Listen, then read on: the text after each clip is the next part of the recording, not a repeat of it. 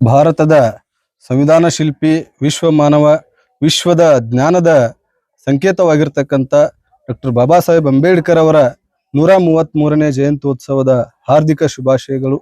ಇಂದು ಜಮಖಂಡಿ ನಗರದ ಭರತೇಶ್ ಪಾನಕ್ನವರ ಒಂದು ನಿವಾಸದಲ್ಲಿ ಅವರೆಲ್ಲರ ಕುಟುಂಬಸ್ಥರು ಸೇರಿ ಹಾಗೂ ದಲಿತ ಮುಖಂಡರುಗಳು ಸೇರಿ ಅಂಬೇಡ್ಕರ್ ಅವರ ಒಂದು ಜಯಂತ್ಯೋತ್ಸವವನ್ನು ಅತಿ ವಿಜೃಂಭಣೆಯಿಂದ ಆಚರಿಸಿದ್ದೇವೆ.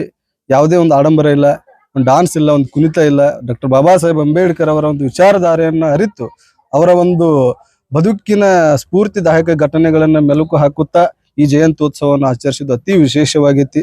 ತಮ್ಗೆಲ್ಲ ಗೊತ್ತಿರುವ ಹಾಗೆ ಭಾರತದ ಸಂವಿಧಾನ ಶಿಲ್ಪಿ ಆಗಿರ್ತಕ್ಕಂಥ ಡಾಕ್ಟರ್ ಬಾಬಾ ಸಾಹೇಬ್ ಅಂಬೇಡ್ಕರ್ ಅವರ 130ನೇ ಜಯಂತ್ಯೋತ್ಸವವನ್ನು ಜಗತ್ತಿನ ಅನೇಕ ರಾಷ್ಟ್ರಗಳು, ಅನೇಕ ದೇಶಗಳು ಇವತ್ತು ತಮ್ಮ ದೇಶದಲ್ಲಿ ಸಂಸತ್ನಲ್ಲಿ ಆಚರಿಸ್ತಾ ಇದ್ದಾವ. ಇದು ಡಾಕ್ಟರ್ ಬಾಬಾ ಸಾಹೇಬ್ ಅಂಬೇಡ್ಕರ್ ಅವರ ಜ್ಞಾನದ ಸಂಕೇತವೇ ಹೊರತು ಇನ್ಯಾವುದೇ ಕಾರಣ ಅಲ್ಲ. ಆದರೆ ಭಾರತ ದೇಶದಲ್ಲಿ ಈಗಾಗಲೇ ಹೇಳಿರುವಂಗೆ, ಯಮನಪ್ಪನ ಗೊಂದಾಳ್ ಅವರು ಹೇಳಿರುವಂಗೆ, ಅಂಬೇಡ್ಕರ್ ಅವರನ್ನು ಕೇವಲ ಒಂದು ಜಾತಿಗೆ, ಒಂದು ಧರ್ಮಕ್ಕೆ ಸೀಮಿತ ಮಾಡ್ತಾ ಇದ್ದಾರೆ. ಇದು ದುರಾದೃಷ್ಟ. ಈ ದೇಶದ ದುರಾದೃಷ್ಟನೇ ಹೌದಿದು. ಈ ದೇಶಕ್ಕೆ ಅಡ್ಡಿ ಕೊಟ್ಟಿರ್ತಕ್ಕಂಥ ಕಪ್ಪು ಚುಕ್ಕಿ ಅದು. ಯಾಕಂದ್ರೆ ಡಾಕ್ಟರ್ ಬಾಬಾ ಸಾಹೇಬ್ ಅಂಬೇಡ್ಕರ್ ಅಂತ ನೇರು ಒಂದು ಮಹಾನ್ ವ್ಯಕ್ತಿಯನ್ನ ಜಾತಿಗೆ ಸೀಮಿತ ಮಾಡ್ತಾರೆ ಅಂದ್ರೆ ಇಲ್ಲಿ ದೇಶದ ಜನರ ತಪ್ಪಲ್ಲ, ಇಲ್ಲಿ ದೇಶದ ವ್ಯವಸ್ಥೆ ತಪ್ಪಾಗಿದೆ.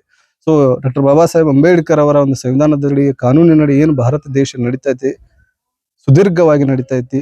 ಈ ಒಂದು ವ್ಯವಸ್ಥೆಯನ್ನು ಹಾಳು ಮಾಡ್ಲಿಕ್ಕೆ ಅನೇಕ ಸಂಚುಕಾರರು, ರಾಜಕೀಯ ವ್ಯಕ್ತಿಗಳು ಸಂವಿಧಾನವನ್ನ ಬದಲಾವಣೆ ಮಾಡ್ಲಿಕ್ಕೆ ನಾವು ಬಂದಿದ್ದೀವಿ ಅಂತ ಹೇಳ್ತಾ ಬಹಳ ಉದ್ದಟತನವನ್ನ ತೋರ್ತಾ ಇದ್ದಾರೆ.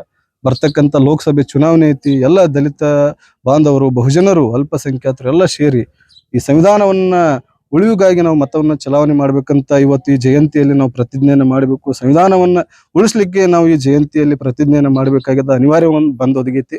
ಸೊ ಇಷ್ಟು ಹೇಳಿ ನನ್ನ ಮಾತನ್ನು ಮುಗಿಸ್ತಾ ಇದ್ದೀನಿ. ಇವತ್ತು ಭರತೇಶ್ ಪಾನಕ್ಕನವರ ಕುಟುಂಬ ಹಾಗೂ ಏನು ಇವತ್ತು ನಮ್ಮನ್ನು ಕರೆಸಿದಾರೆ ಅವ್ರಿಗೆ ಧನ್ಯವಾದಗಳು. ಮತ್ತು ಡಾಕ್ಟರ್ ಬಾಬಾ ಸಾಹೇಬ್ ಅಂಬೇಡ್ಕರ್ ಅವರ ಒಂದು ಆಶೀರ್ವಾದ ಅವರ